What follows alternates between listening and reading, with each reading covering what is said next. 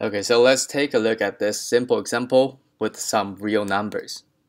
So say you apply 1 Newton to the box and the box is not moving. Then the friction is static friction, and that should be the same, just the same as the external force you apply to it. So the friction will be 1 Newton as well. And when take a look at this graph, that should like fall around here. So the friction is 1 Newton, apply external force is about 1 Newton as well. Then you increase your external force to 3 Newtons. But then the box is still not moving. So the friction is still static friction. And the amount of friction will still be the same as external force, which is 3 Newton. So that'll be fall on this dot. The friction increases, external force increases, but they are still the same. But then, say if you really want to move the box, so you increase the force to 5 Newton, just about the maximum static friction the contact surface can provide. So in this situation, it's still in static friction, so the friction is still 5 Newton.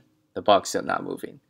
But if you increase the external force a little bit, just a little bit, say it's 5.001 Newton, then that'll exceed the maximum static friction this situation can provide.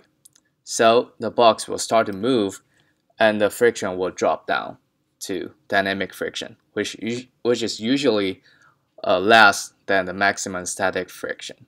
Say it's 4 Newtons. So in this situation, it's falling in the dynamic friction category and the box is moving. So today, when talking about the shoe sole and the surface, we want to figure out the maximum static friction that the shoe sole and surface combination can provide in each situation. So that's this point that we're trying to take a snapshot and use some math to calculate the coefficient of friction right here. So you'll need this equation. Friction equals to coefficient of friction times normal force.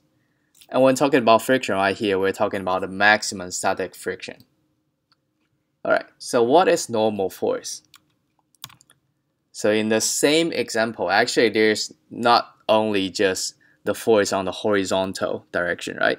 There's also force on the vertical direction. One is the weight of the object. But the box is not moving on this direction, right? So there should be another force that goes against the weight, which is called normal force. The definition of normal force is the force that's perpendicular to the surface and is provided by the surface. So that's the normal force. In this situation, the normal force is the same as the weight. But in our slope, in our lab activity today, it doesn't necessarily has to be the same as the weight. We'll talk about that later.